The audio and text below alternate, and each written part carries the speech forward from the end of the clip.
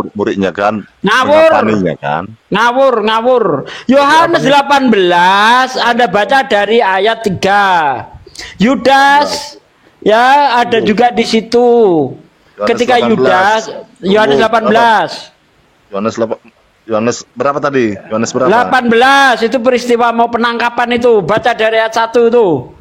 Kok itu setelah penyalipan? Penyalipan itu nanti di Yohanes 20. Tunggu. Yohanes itu habis pasal 20. Matius habis pasal 28. Lukas habis pasal 24. Markus habis pasal 16. Aduh kau ini. Masa si Franky bilang kalau Yesus nggak disalib mau syahadat, kata dia tadi. Tuh, memang nggak kenal dia. Baca baik-baik. Masa katanya peristiwa kebangkitan, ngawur aja kau ini. Ngerti Bible juga enggak, gimana sih mau debat sama saya? Bukan masalah debatnya tuh lo. Kamu itu botol ya sebenarnya, kamu botol. Lah kok botol gimana? Botol. Yang botol Anda atau saya? Masa di pasal 18? Masa di pasal 18 Anda bilang kamu nilai, orang Kristen mereka ngasih kamu nilai 0. Bertahu, jangan perasa sok pintar kamu. Bentar Bang. 0 kamu, 0 besar. Ini tantrum dia, malu dia. Karena dia malu, akhirnya nyerang pribadi. Padahal di ayat 18 itu peristiwa penangkapan. Peristiwa selesai disalib itu di pasal 20. Anda baca dari ayat 1. Pada hari pertama minggu itu, pagi-pagi benar, Maria Magdalena dan Maria yang lain mendatangi kubur Yesus. Itu di pasal 20. Goblok dipelihara. Ya, kau goblok tapi kau pelihara. Kau malu tadi. Makanya karena kau malu kau nyerang pribadi. Kau sudah bikin orang Kristen malu. Bagaimana di pasal 18 kau bilang hari setelah kebangkitan? Kopla, goblok 7 turunan kau. Pasal 18 peristiwa penangkapan, pasal 19 di situ nanti mulai dijatuhi hukuman. Makanya nanti kalau Anda lihat di dalam pasal 19 ayat 30 di pasal 25 Yesus nih Yohanes 18 Yesus bangkit.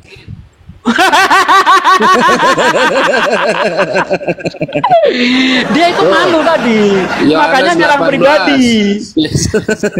DID Teataang KAP Yesus bangkit.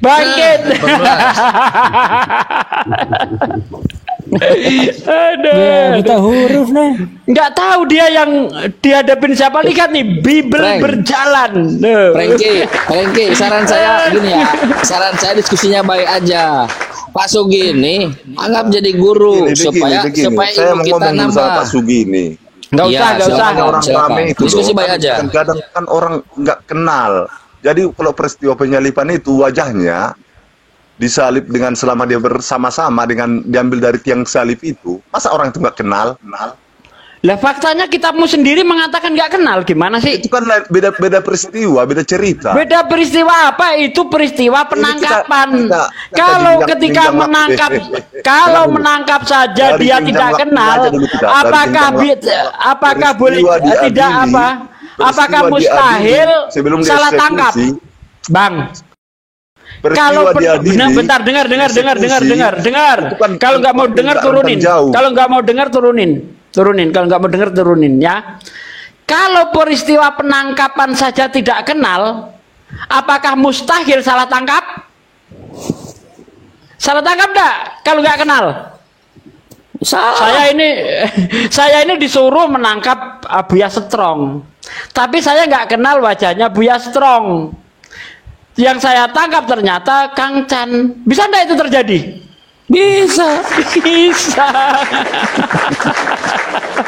Kalau peristiwa penangkapan saja udah kacau balau begitu, nggak kenal, bahkan Yudas juga nggak kenal. Bagaimana nggak salah tangkap? Iya kan? Makanya ketika dia salah tangkap, ya kan? Kemudian di dalam Markus 15 ayat 52 ada orang pakai kain lenan mau ditangkap. Coba korelasinya apa? Korelasinya apa kok ada perempuan ada pemuda ini ditangkap, apa korelasinya? Apa salahnya? Pasti Yesus ada mencium. sesuatu di situ. Yudas mencium Yesus, pipinya Yesus. Di dalam Yohanes tidak ada mencium. Baca di mana di Yohanes 18 ada mencium? Nggak ada. Jadi di Bible ini ya ceritanya itu saling cakar-cakaran. Matius salto ke kanan, Yohanes salto ke kiri, Lukas salto ke depan, Markus salto ke belakang. Lihat, menurut Yohanes 18, yang mau menangkap Yesus adalah penjaga-penjaga bait Allah yang disuruh oleh imam-imam. Tetapi menurut Lukas 22 ayat 52, yang mau menangkap Yesus adalah imam-imam kepala itu sendiri. Mana yang betul? Penjaga bait Allah yang disuruh imam atau imam sendiri yang mau menangkap? Ayo, mana yang benar? Ya, maksudnya itu sama aja. Oh, sudah bisa. Jokowi sama utusan Jokowi beda, tidak bisa. Jokowi datang ke Sumbar, ya, ketika terjadi bencana. Kemudian saya menceritakan yang datang ke Sumbar bukan Jokowi tapi menteri. Apakah menteri sama Jokowi sama? Gimana? Penjaga-penjaga bait Allah yang disuruh oleh imam-imam. Tetapi di dalam Lukas 22 ayat 52, yang datang adalah imam-imam kepala dan pengawal-pengawal bait Allah. Ya, jadi beda. Yang nangkap aja beda udah. Jangan disama-samakan. Jokowi Terus? datang, Jokowi dan rombongannya datang. Ya sama aja. Oh enggak, itu tidak dikatakan rombongan dia. Ya, imam-imam kepala tidak datang ke situ, tapi menyuruh orang. Kalau dia menyuruh orang, berarti dia tidak datang, Bang. Kalau dia datang, ngapain nyuruh orang? Itu satu. Yang kedua, ya, di dalam Yohanes 18 ayat 3 tadi dan seterusnya, itu tidak kenal. Yang mau menangkap Yesus itu nggak kenal. Sehingga terjadi percakapan, siapa yang kamu cari? Yesus dari Nazaret. Akulah yang kau cari. Seharusnya kalau kenal, siapa yang kamu cari? Kamu, Yesus. Seharusnya begitu, tapi tidak. Yesus dari Nazaret. Akulah dia.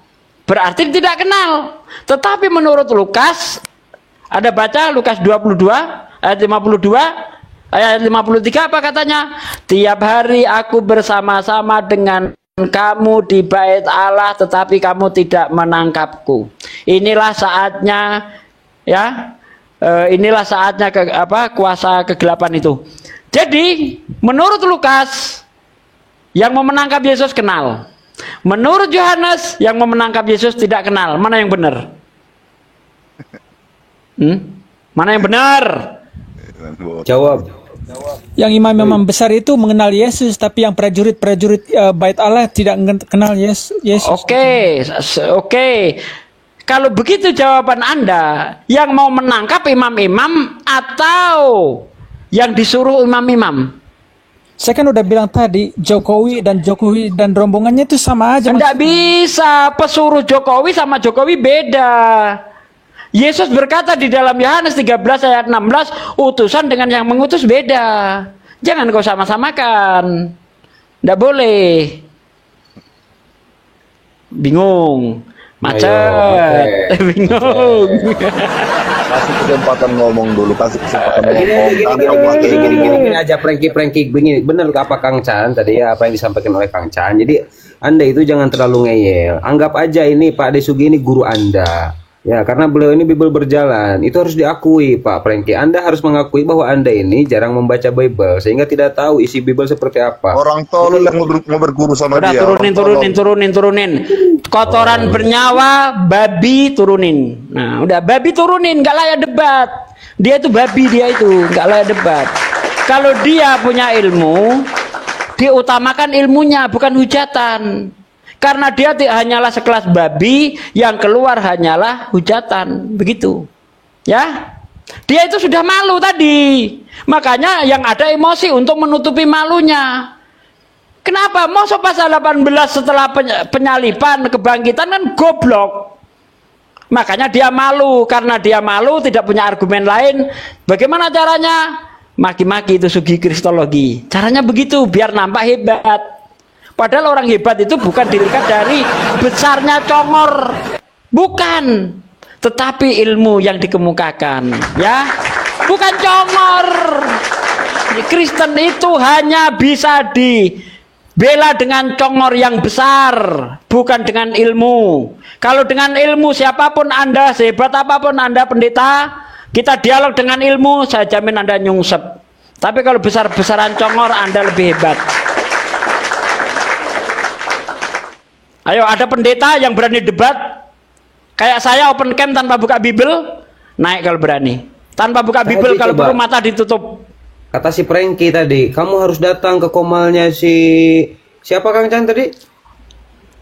Si ini Edis ini Edis.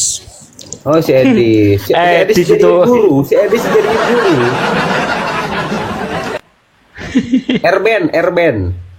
Oh, Erben, ya benar Erben ya. Nih, Kata siapa saya suruh yang si Erben sana? datang ke sini atau yang lebih jago dari si Erben. kata Abuya, saya. itu sedot terguncang Abuya. Aduh. Silakan Dok, lanjut Dok. Aku mau nanya nih, Al-Quran itu kitab sejarah atau supernatural? Al-Quran bukan kitab sejarah. Iya, Kalau- makanya aku tanya Al-Quran. Bentar. Al-Quran itu Oh kitab iya, Bang, ini sejarah. mau saya jawab, sudah diem. Ketika Anda baca buku, Bang, tentu yang Anda tengok pertama kali itu judulnya. Betul enggak? Yang kamu Betul. tengok pertama kali judulnya bukan? Betul. Nah, Al-Quran itu sudah memberi judul terhadap dirinya. Apa judul yang dikasih di situ? Dalikal kitabu la raiba fi hudalil mutakin. Ini buku petunjuk untuk orang yang bertakwa. Itu judulnya Al-Quran. Betul enggak, Buya? Pakat. Ini kitab petunjuk untuk orang yang bertakwa. Al-Quran sudah memberi judulnya sendiri. Bukan saya yang memberi judul. Al-Baqarah ayat 2 Anda baca. Ini kitab petunjuk untuk orang yang bertakwa. Itu dia. Jadi bukan Aku buku hanya butuh sejarah. iya. Aku Walaupun hanya butuh tidak. iya atau tidak. Bentar, Bang, saya belum selesai, Bang. Al-Quran itu kitab hukum-hukum. Ya, kitab hukum-hukum, kitab wahyu. Walaupun di dalamnya ada bagian sejarah, ada bagian ilmu pengetahuan, ada bercerita tentang neraka surga dan sebagainya. Tetapi Quran bukan khusus kitab sejarah, bukan kitab biografi. Nah, di Islam kitab sejarah, kitab biografi tidak bisa dikatakan kitab suci. Karena di Islam kitab biografi ataupun sejarah kita sebut dengan sirah atau tarikh. Ada tarikh Rasul, ada tarikh sahabat, ada tarikh Nabi. Itu buku-buku tentang sejarah. Betul enggak, Buya? Pakat, Kadek. Luar biasa. Gitu, Bang. Panjang Di banget Islam. jawabannya. Aku hanya Ya, butuh iya. iya atau tidak. Lah kan, Aku hanya butuh iya atau tidak. kalau saya sudah memberi jawaban begitu, jawabannya iya atau tidak?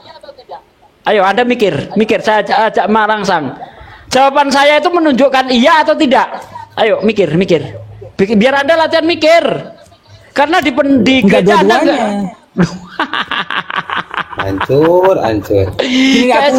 saya tahu, Bang. Saya Aku tahu, yang Bang. pertanyaanku. Bentar. Saya tahu, Bang. Anda ini tidak dilatih mikir. Karena di gereja itu Anda nggak disuruh mikir. Anda cukup ngangguk-ngangguk iya karena kalau ragu Anda berdosa. Di Islam tidak. Kita disuruh berpikir. Ketika saya mengatakan Al-Quran itu bukan buku sejarah, Anda harusnya bilang apa? Oh, ternyata Al-Quran bukan buku sejarah. Kalau otakmu jalan, tapi sepertinya otakmu mampet, sehingga tidak ngerti apa yang saya sampaikan. Atau memang di dalam otak Anda itu tidak ada kapasitas yang bisa menampung. Begitu, Bang.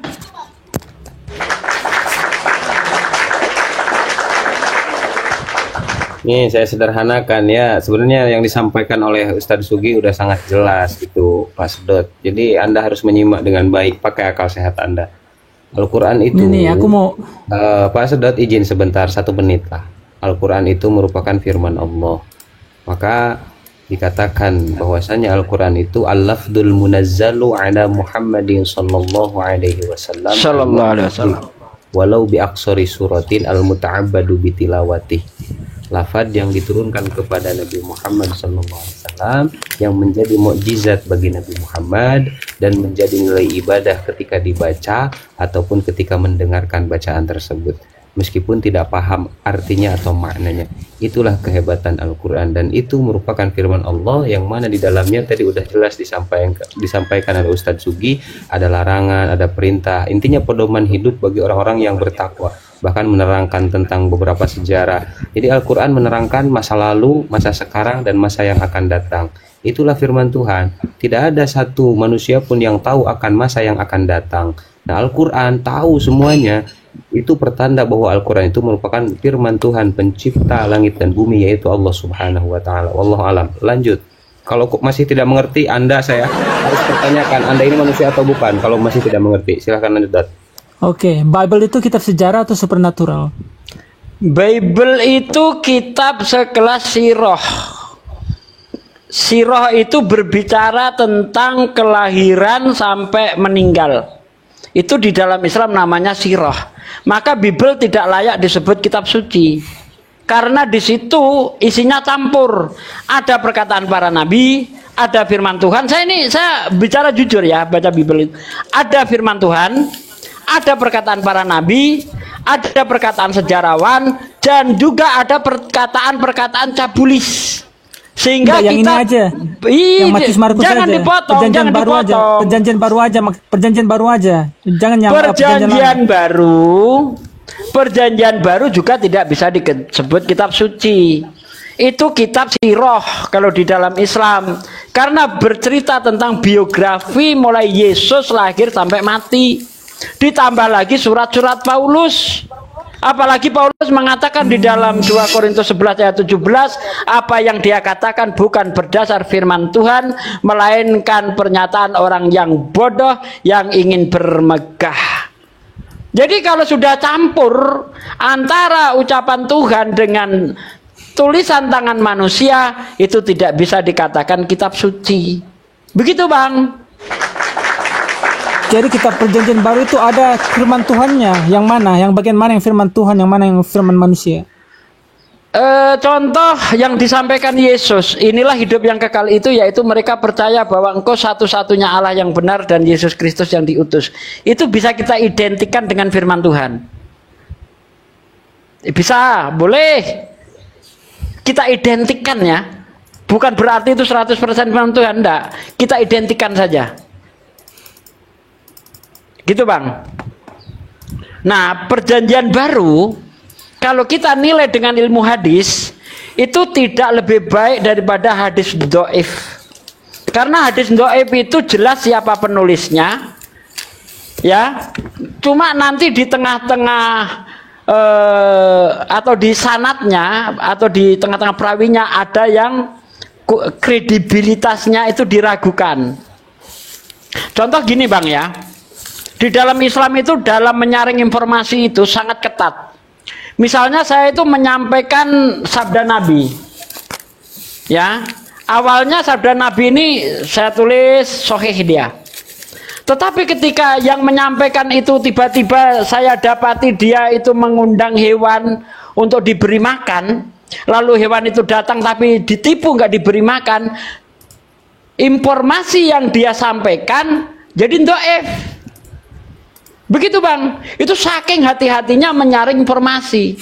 Misalnya ada orang penyampai informasi dari Nabi, tapi dia itu ingkar sunnah. Contoh, Nabi menyuruh kita minum itu sambil duduk, tapi sang penyampai informasi ini minum sambil berdiri. Ini informasinya itu diragukan. Sampai segitunya, Bang, di dalam Islam itu, Bang. Ini enggak, Kristen ini enggak. Entah nemu dari siapa, tulisan siapa, yang penting cerita tentang Yesus dianggap kitab suci. Itu bedanya di situ. Nah, Bible kalau kita nilai dengan ilmu hadis, dia jatuhnya sekelas hadis palsu karena tidak jelas siapa penulisnya. Itu bukan, bentar Bang, itu bukan cuma dari pernyataan saya, tapi sudah diakui oleh orang Katolik sendiri. Kalau Anda baca di dalam situsnya orang Katolik yang namanya Katolik Identify ya. Di situ dikatakan penulis-penulis Bible itu masih misteri. Itu bisa kita lihat. Contoh Yohanes 21 ayat 24. Dialah murid yang memberi kesaksian tentang semuanya ini, dan yang telah menuliskannya. Kita tahu bahwa kesaksiannya itu benar. Ini siapa yang ngomong, Bang?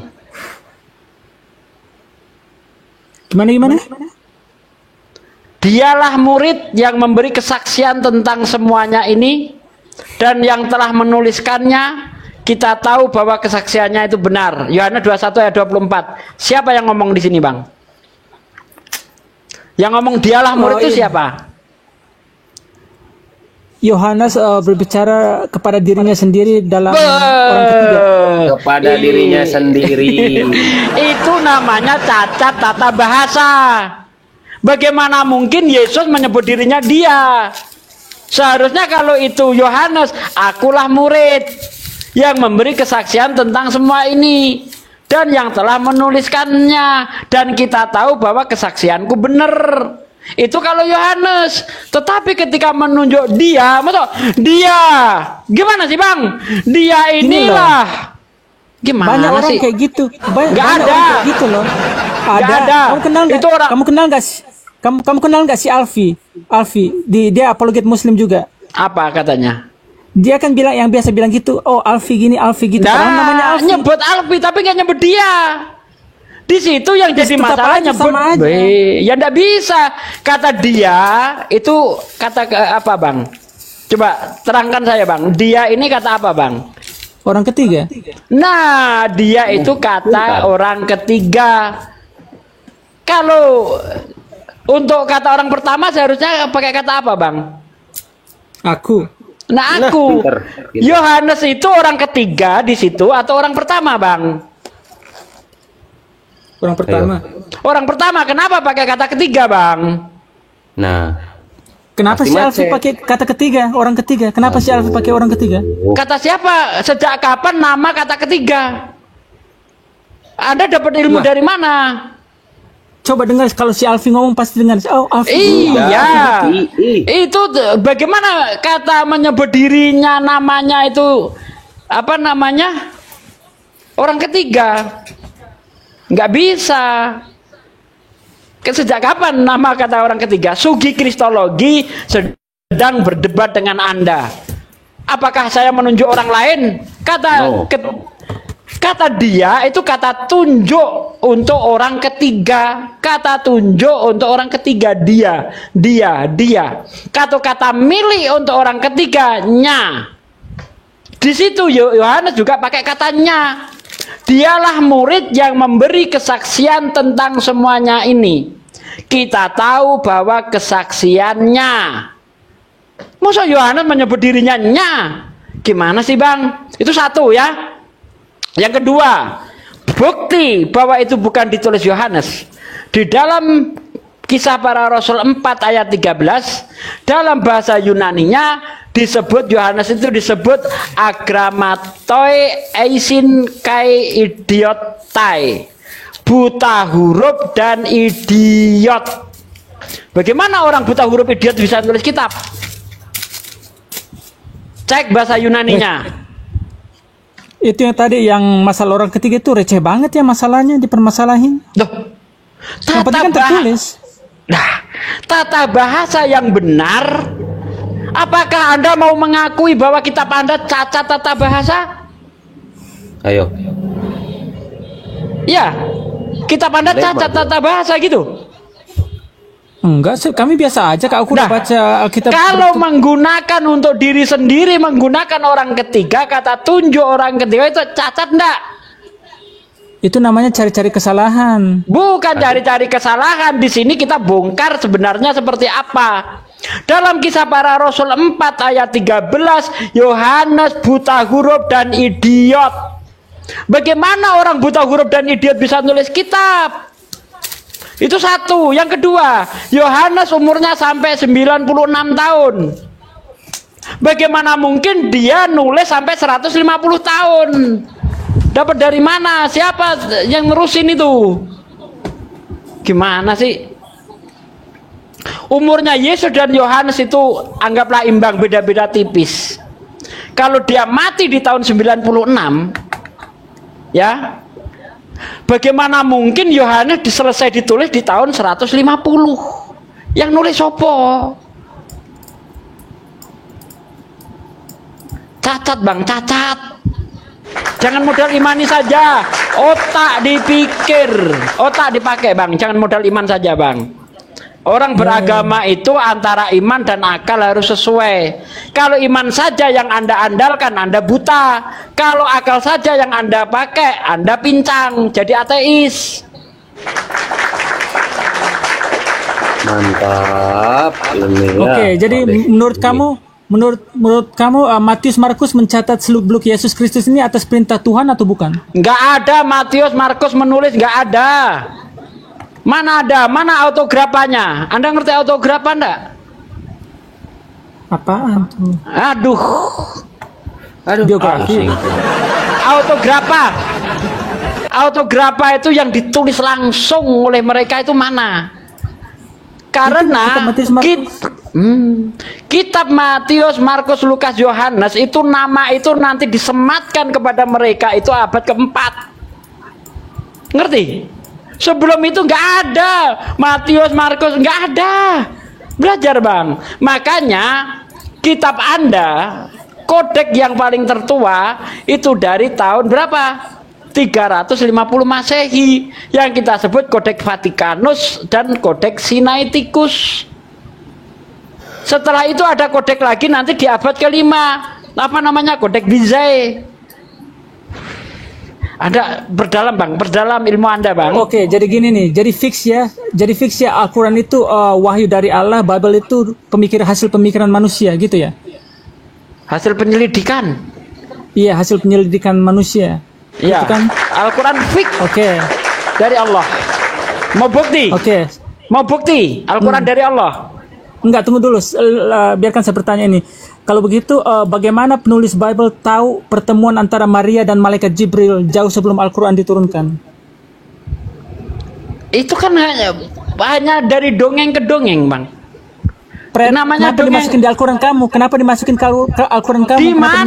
Di mana Al-Quran ngutip dari Bible itu di mana? Aku tanya. Anda ini jangan gini, bang.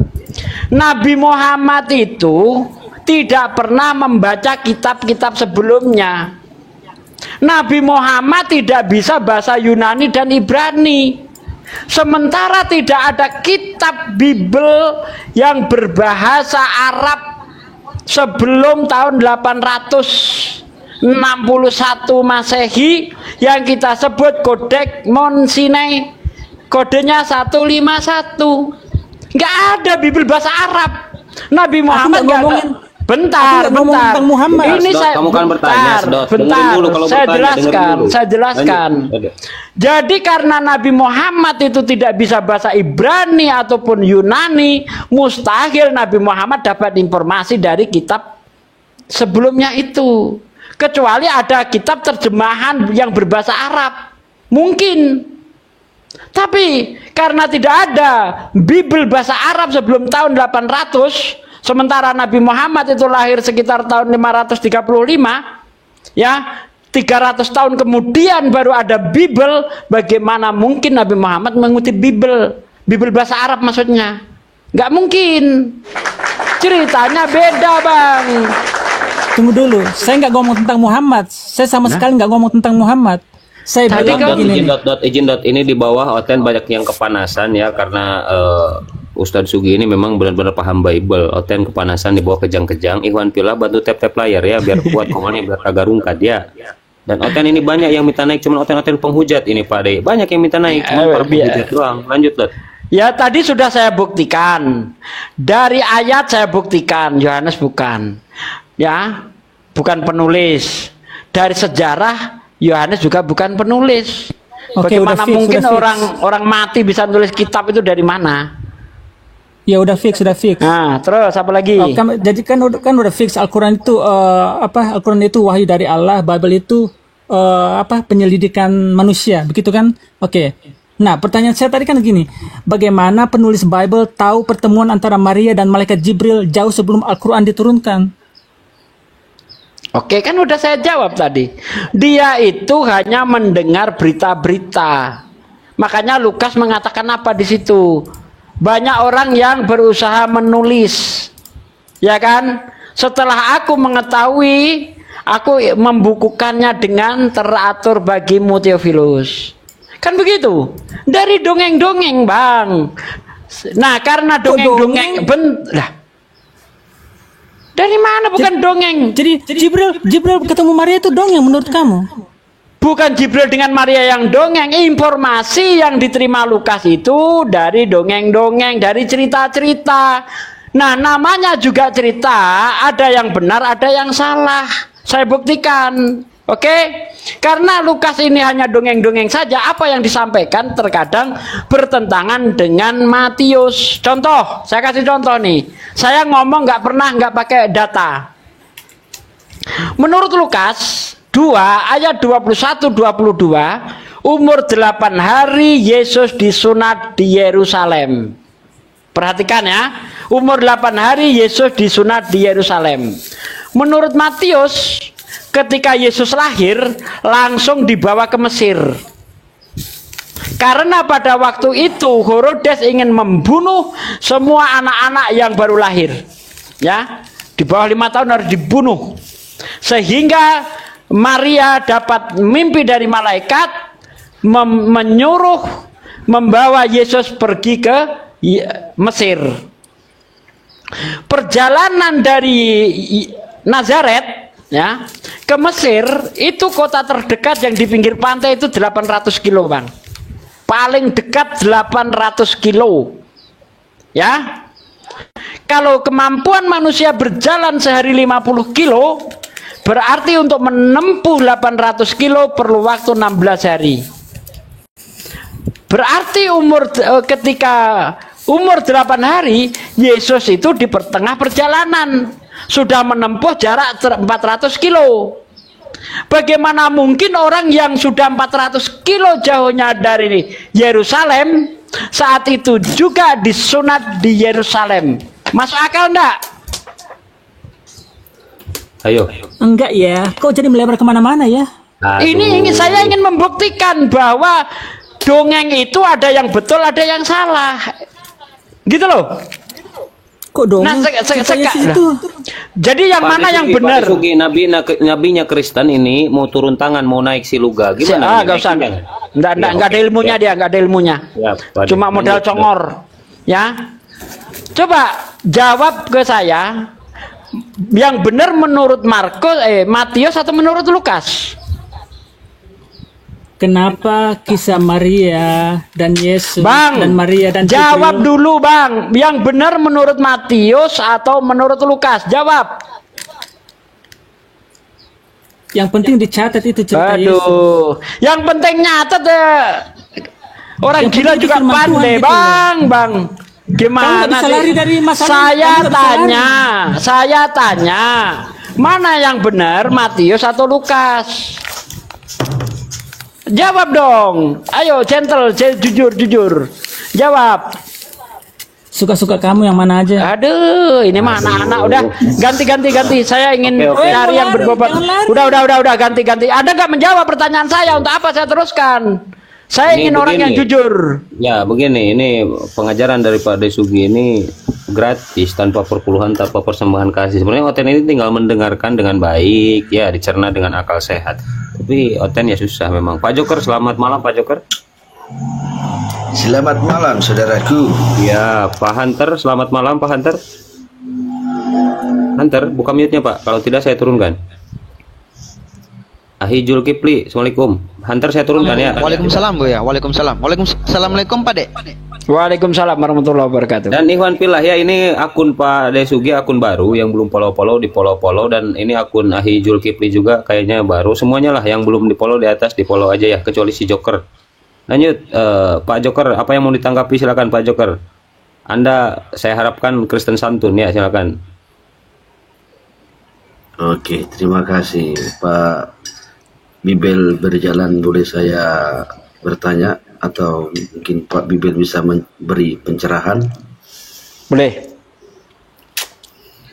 Nah, terkait tentang pernyataan Pak Bibel tadi bahwa Yohanes ataupun Markus bukan penulis dari Injil itu, secara pembuktiannya bagaimana Pak?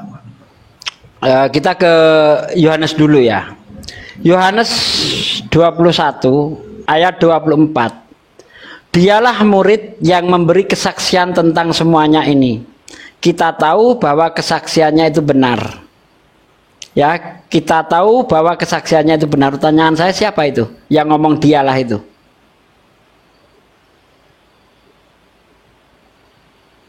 Menurut Bapak? Loh, saya tanya.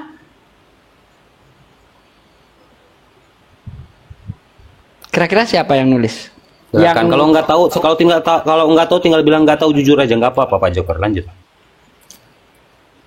Iya, dari awal kan saya bertanya karena ya kalau saya ini kan mengikuti apa yang ada di Alkitab itu sesuai dengan nama penulisnya.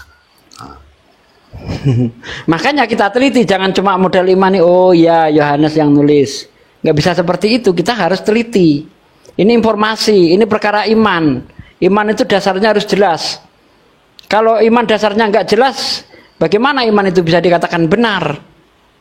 Iman itu dasarnya kitab suci, tidak bisa ngarang-ngarang. Jadi harus jelas dia Pak. Di situ dikatakan dialah murid yang memberi kesaksian tentang semuanya ini, dan kita tahu dan yang telah menuliskannya. Kita tahu bahwa kesaksiannya itu benar. Murid di situ bukan Yohanes. Anda baca di dalam Yohanes 13. Ayat-ayat 23 ya. Itu ada murid yang bersandar di dada Yesus. Cuma di terjemahan LAI diterangkan duduk di dekatnya. Padahal di situ kalau kita lihat dari bahasa Inggrisnya itu bosom. Kalau bahasa Yunaninya itu klopa. Dada di situ. Ya itu nggak masalah sih. Mungkin malu menulis dada, nggak apa-apa ya. Jadi ada murid yang bersandar di dada Yesus. Itu bukan Yohanes. Nah, murid itulah yang memberi kesaksian. Anda baca dari ayat 20, Bang. Yohanes 21 dari ayat 20 Anda baca baik-baik. Di situ bercerita tentang murid itu. Nah, kalau Anda baca di dalam Yohanes 19, Anda baca dari ayat 25 sampai 30, di situ ada murid yang dikasihi Yesus. Sementara ya, yang hadir di situ tidak ada murid yang laki-laki. Kenapa saya katakan tidak ada murid yang laki-laki? Karena menurut Markus 14 ayat 50, ketika Yesus ditangkap, para murid kabur. Bahkan setelah Yesus bangkit, para murid masih dalam persembunyian. Anda lihat filmnya itu. Saya pernah lihat filmnya itu, para murid buka pintu aja takut. Masih dalam persembunyian. Nah, di situ di dalam Yohanes 19 ayat 25 sampai ayat 30 Anda lihat. Ya, kata Yesus kepada murid yang dikasihi itu, inilah ibumu. Kemudian kata ibunya, inilah anakmu. Berarti murid laki-laki itu, murid yang dikasihi itu bukan laki-laki. Nanti kalau Anda lihat di dalam Yohanes 20 ayat 15, Maria Magdalena menyebut Yesus guru. Berarti Maria Magdalena adalah murid. Karena memang murid yang paling dikasih Yesus adalah Maria Magdalena. Dia yang pertama kali mencari-cari Yesus. Waktu dia bangkit, Maria Magdalena yang ditemui pertama kali. Yohanes 20 ayat 15, 16, 17. Bahkan Maria Magdalena itu nggak kenal Yesus. Sampai bertanya, hai Bapak penjaga taman, kau taruh di manakah Tuhanku? izinkanlah aku mengambilnya. Kemudian kata Yesus, Maria, Maria. Barulah dengar suaranya Maria tanda, Rabuni. Apa? Terus Maria ingin menyentuh Yesus. Apa kata Yesus? Jangan sentuh aku, melainkan pergilah kepada apa? Saudara-saudaramu. Ya. Karena aku belum pergi kepada Bapakku dan Bapamu, Allahku dan Allahmu. Jadi murid yang dikasihi bukan Yohanes, tapi Maria Magdalena. Nanti kalau Anda lihat di Injil Maria ini lebih tua daripada 4 Injil kanonik. Karena Injil Maria itu ditulis abad pertama. Injil kanonik abad keempat, Codex Sinaiticus maupun Vatikanus. Nah, di situ terjadi pertengkaran antara Thomas dan Injil Maria. Di situ bagaimana mungkin sang juru selamat itu memberitakan kepada wanita? Coba dicek di Injil Maria. Ada itu, saya ingat itu. Berarti yang nulis ini yang dimaksud di dalam Yohanes 21 ayat 24 adalah Injil Maria yang ditulis oleh Maria, karena Maria adalah murid yang dikasihi Yesus. Begitu, Bang. Bentar Pak Joker, aduh ini kapal, bentar Pak Joker izin, kapal oleng ini, kapal, bentar Pak Joker izin bentar, kapal oleng ini Pak Joker, biar kagak rungka dia, Iwan Pila jangan lupa ya, kopi, tap layar, lanjut Pak Joker, lanjut. Coba saya bukakan Injil Maria ya. Injil Maria itu apa Katolik, Pak? Enggak, Pak, Katolik enggak pakai juga, Pak. Itu Injil yang diapokripkan oleh gereja. Dia nggak diakui, Pak. Nggak diakui. Ya, tapi dia lebih tua daripada 4 Injil kanonik. Ya, mau apapun itu, Pak, itu nggak diakui umat Kristen, Pak. Nih Injil Maria. Aduh. Bentar ya, saya bukakan nih ya. Saya nggak bohong. Bentar. Saya bukakan Injil Maria nih. Aduh, mau buka kamera kok susah banget sih. Nih. Injil Maria waktu ditulis 120 sampai 180. Ya, ini nanti isinya saya bacakan ya. Coba isinya saya bacakan.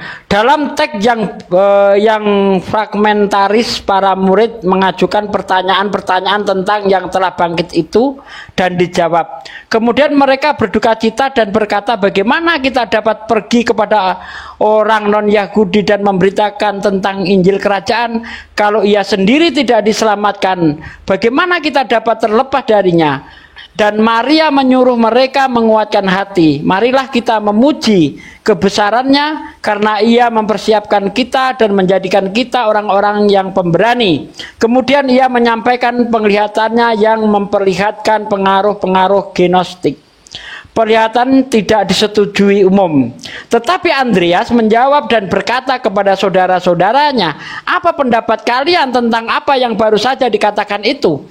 Karena aku tidak percaya bahwa juru selamat telah mengatakan semua ini. Karena jelas bahwa ajaran-ajaran ini berasal dari pemikiran yang berbeda.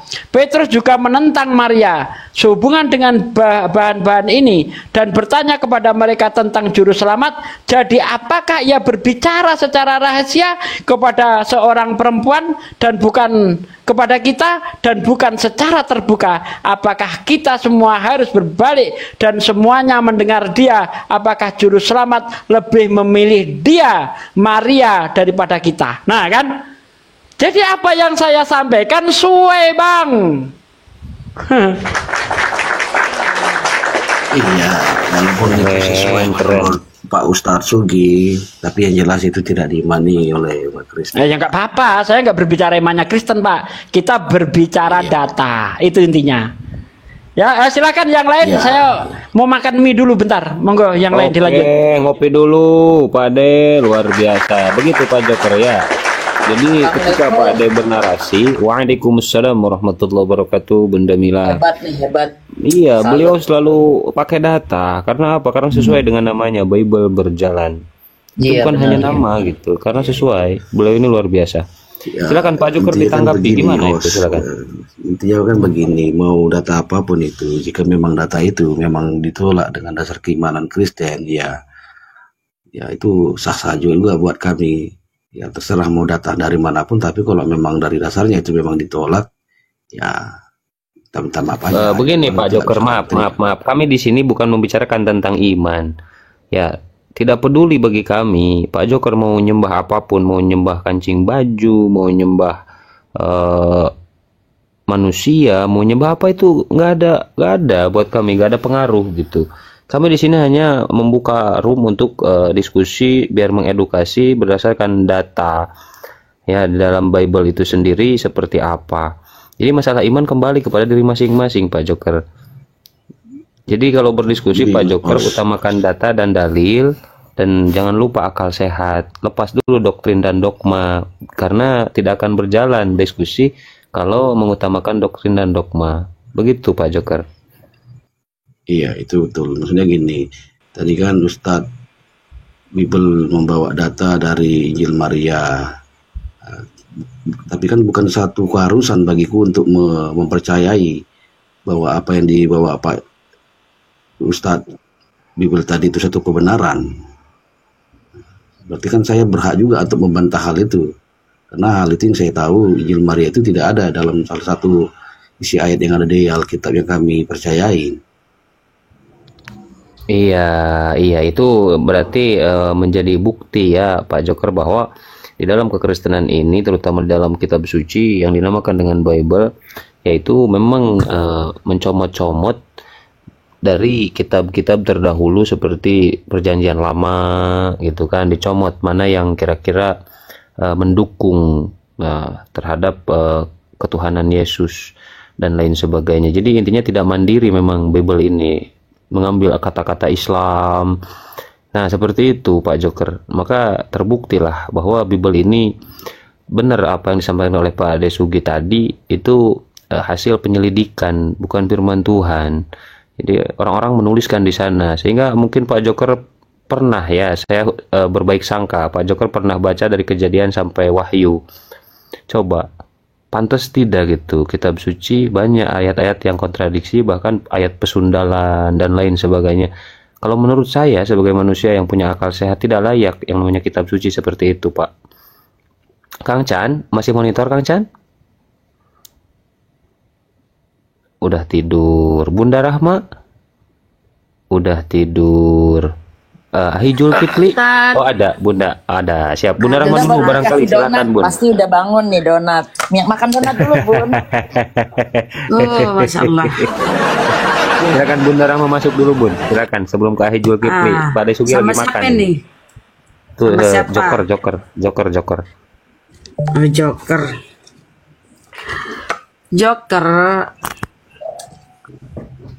Saya sambung dulu ya ini. Dan untuk Oten di bawah ya Oten yang mau naik typing ya. Oten kalau ada yang mau naik typing karena yang naik banyak banget ini, dan Muslim mohon maaf saya gak naikkan dulu. Oten mau naik typing saya Oten gitu. Oten itu berkeliaran kalau ini ya udah menjelang subuh ya. Iya karena tadi juga kepanasan. Penjelasan dari Pak Desugi kan Oten di bawah banyak yang kejang-kejang. Room goyang memang ini. Kalau ini apa sakitnya nih? Apa keluhannya? Kalau Pak Joker ini kepala. Agak kayaknya bisa disembuhkan ini Pak Joker. Agak mending lah penyakitnya, tidak terlalu parah. Oke, nah saya tanya Pak, alasan apa nih? Tinggi lah boleh naik?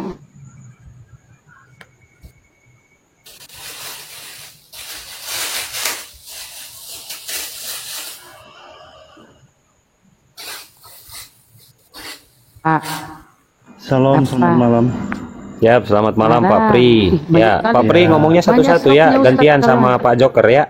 Apa kabar saudara?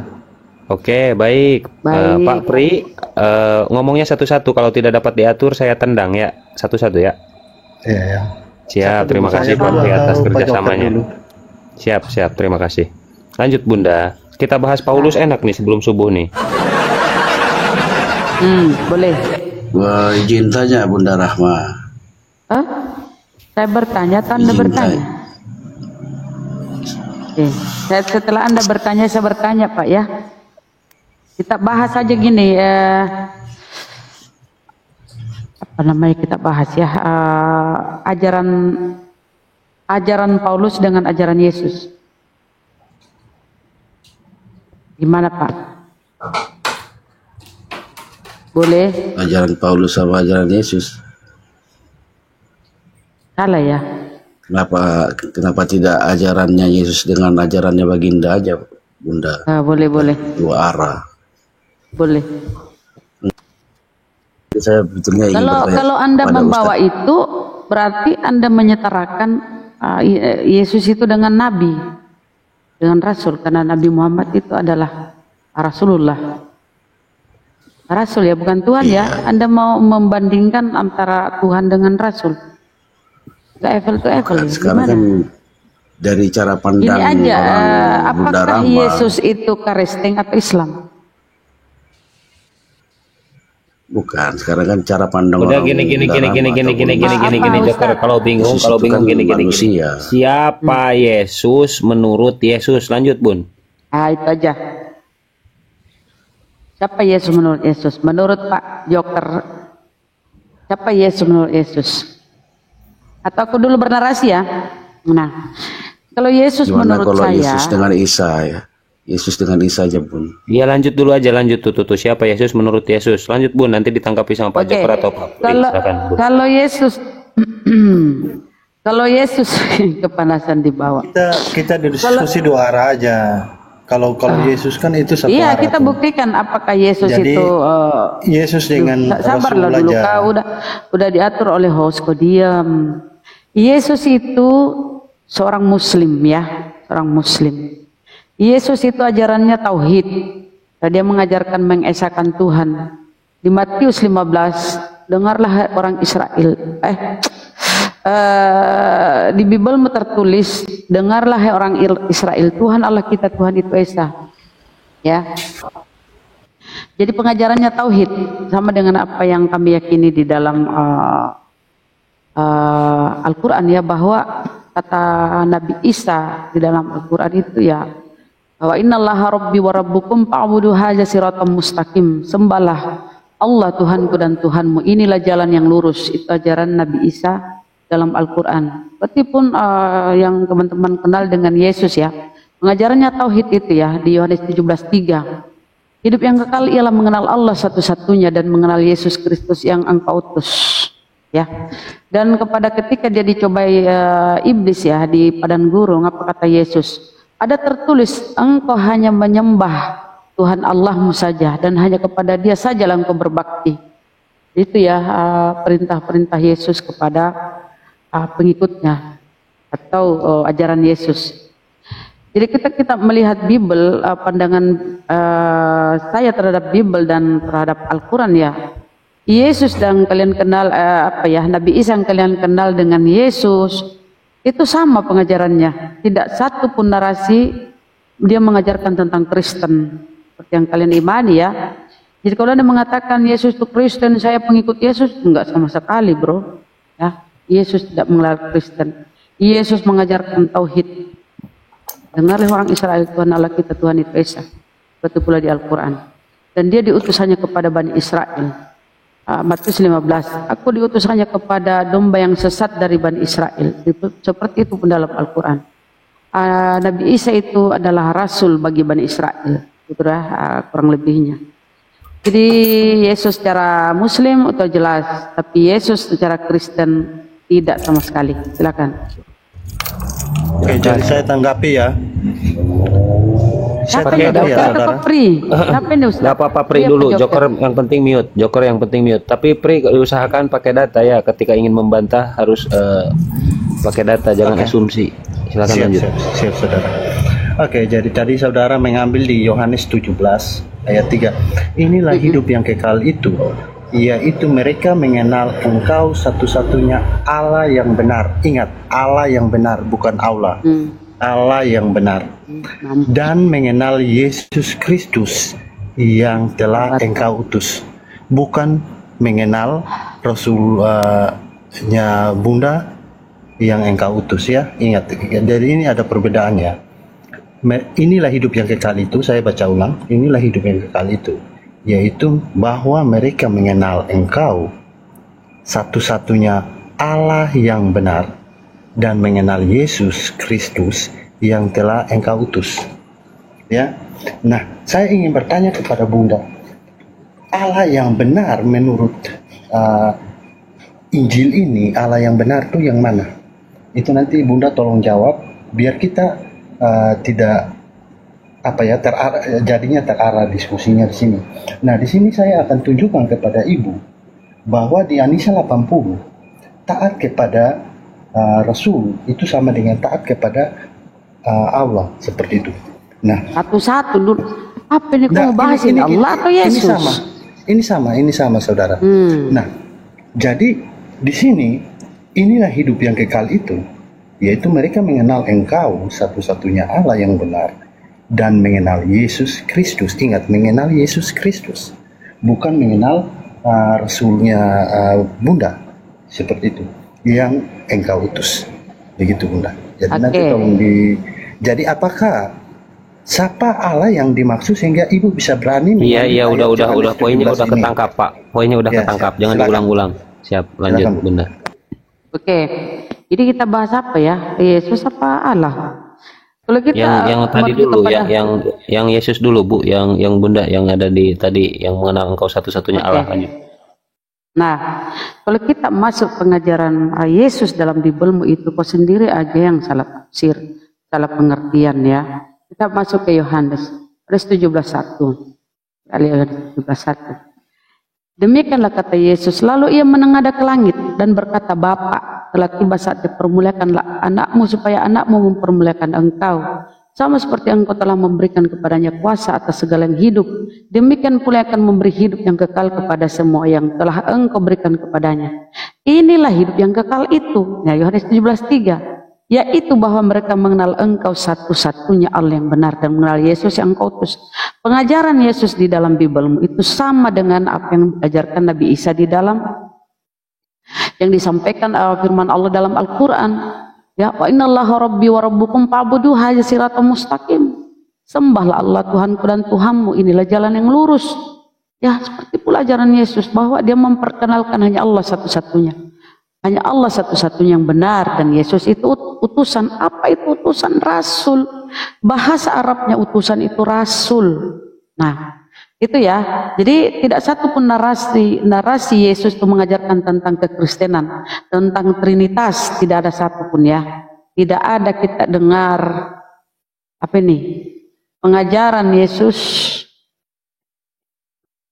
Apa ini, Ustadz? Ini saya ingin meluruskan kesalahan Anda. Tadi bukan Allah ya, Allah ya.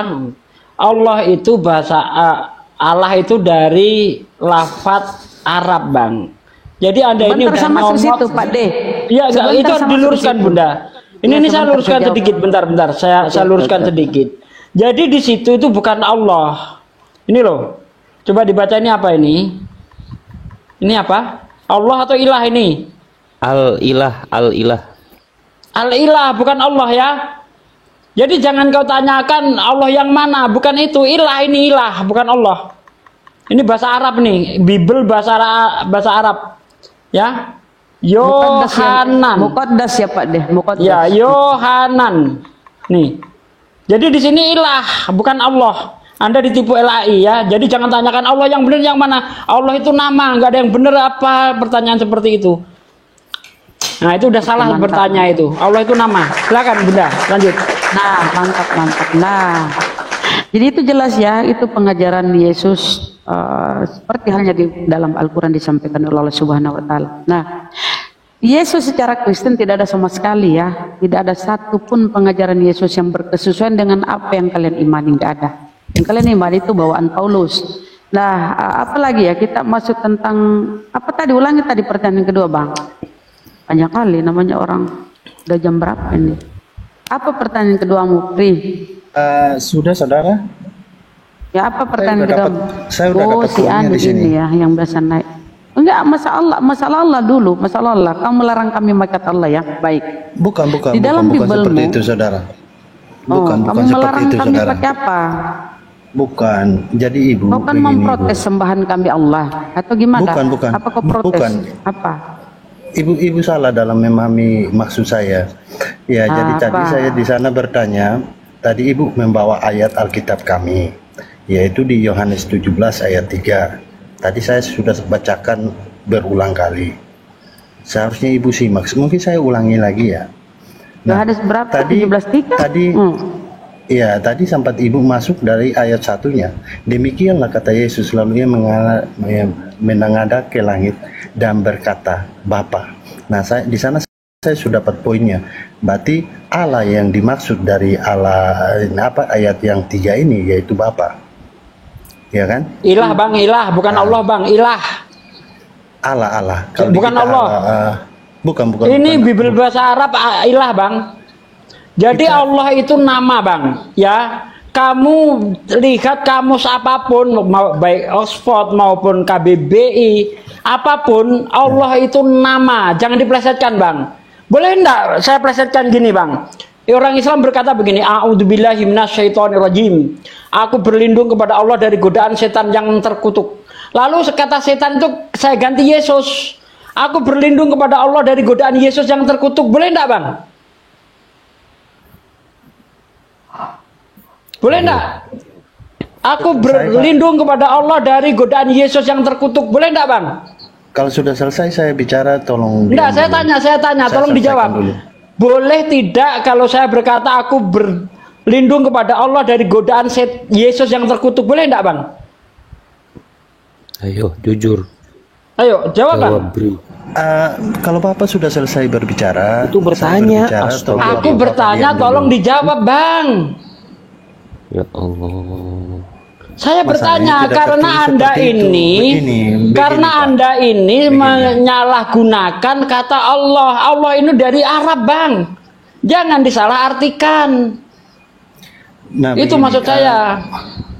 Begini Ustadz, mungkin dialognya nih apa ke gereja jadi dulu. Nanti coba tanya orang Kristen kenal Allah Noten. Kalau tidak kenal Allah ngapain? Kata Allah dipakai untuk Anda. Orang Kristen nggak tahu pasti. Allah, bang, Allah. Kalau di dalam kitab perjanjian lama, kalau Anda menyebutnya Allah, itu artinya sumpah serapah, bang. Bahasa Ibrani Allah itu sumpah serapah, bang. Kita kan di Indonesia. Oke, Anda dapat kata Allah dari mana, bang? Anda dapat kata Allah dari mana, bang? Ya ini saya baca Alkitab ini. Iya, dapat dari mana kata Allah di situ? Itu kan terjemah. Tentu ngambil dari bahasa lain dong. Itu dapat dari mana? Iya, saya baca Alkitab, makanya saya dapatnya di situ. Saya tanya dapatnya dari mana? Penerjemah itu dapatnya dari mana? Saya bacanya bukan baca sama seperti saudara kan? Karena Anda tadi sudah nyala-nyalain kami. Anda ini nyomot punya orang lalu dipelintir maknanya. Ngapain Anda tadi? Itu Allah yang mana? Allah yang mana? Allah itu nama, bang, nama. Jangan kau tanyakan Allah yang mana. Biar nanti kita masuk di situ materinya, biar. Gak apa-apa, Bu. Ini harus kita luruskan dulu ini. Ya. Jadi, Anda ini mudah nyomot punya orang lalu dipelintir maknanya. Makanya tadi saya bertanya kepada Anda, bolehkah saya menggunakan Yesus itu untuk kata ganti setan? Boleh enggak?